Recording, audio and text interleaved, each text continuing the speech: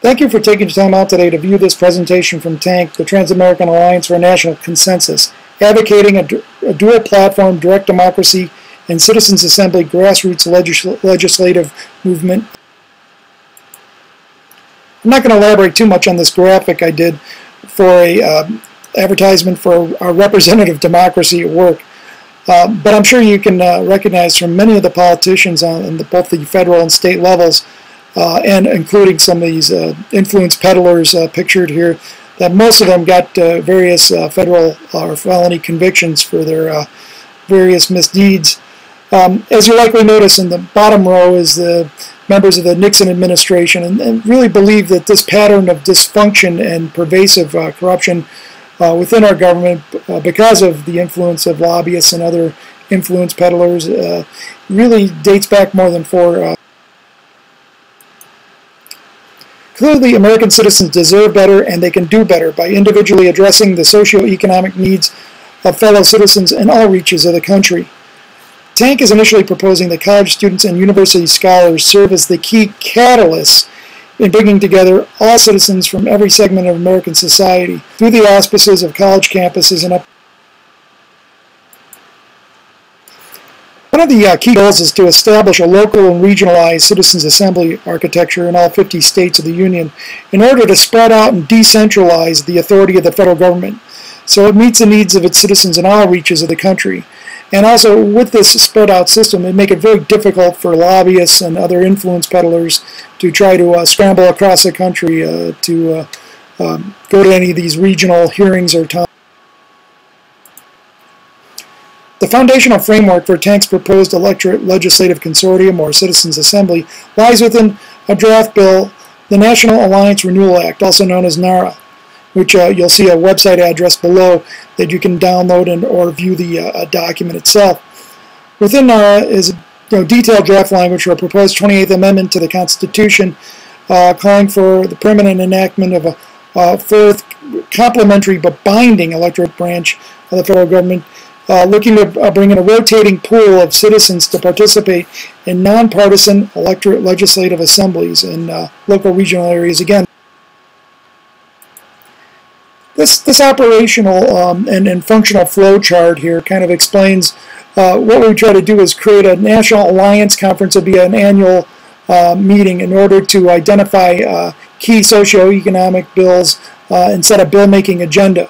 From there, it would go to assigned regional and local committee hearings and town hall meetings across the country.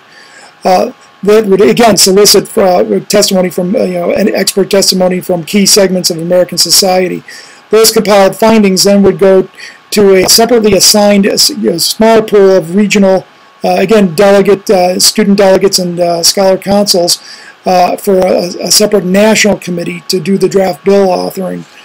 From there, the draft bill would go for internal review, then be put up again in front of all the local and regional committees, and then put up for a full TANC assembly, citizens' assembly vote. Now, if the bill should not need any further revisions or amendments, then it will for reviewed and be submitted as a bill to Congress and the President for their consideration, and ultimately. Now, if one or both houses of Congress reject a Citizens' Assembly author bill, or the President vetoes it outright, the Electorate Branch could meet separately and do an internal 2/3 vote it would take to have a majority to call for a national electorate referendum that would be placed onto a regularly scheduled primary, midterm, or general election calendars. Now, if once that vote happens, if more than 51% of the American voters voted to override the veto or congressional no votes, the bill then would be enacted into law. Again, TANC is positioning this electorate branch as a true checks and balances arbiter, but largely between the executive and legislative, congressional branches of the federal government. Much of any interaction between the electorate branch and judicial branch would be limited to how a court decision would affect the makeup of a socio-economic bill, and how the courts would interpret and act on certain constitutional merits of the bill, and how it affected its implementation. A good example of this was the Supreme Court's recent decision to grant personhood to corporations for unlimited election campaign and campaign spending that they can make on favored candidates, causes, and political parties, which I think is something that should go up for review. Again, this slide kind of says it all. What we mentioned about breaking the 40-year pattern of partisanship and divisiveness and criminality that are pervasive within our federal system in both major parties. We're also looking to mitigate and contradict the influence of 36,000 registered lobbyists who spent more than $20 billion for election funding from 1998 to mid-2007, again, to effectively slant legislation and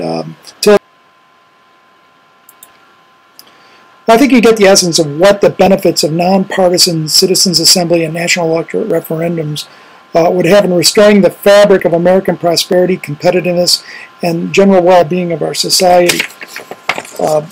And lastly, you can really play a huge role in truly making the Constitution and our federal government live by the credo, a government of the people, for the people, and by the people. Thank you.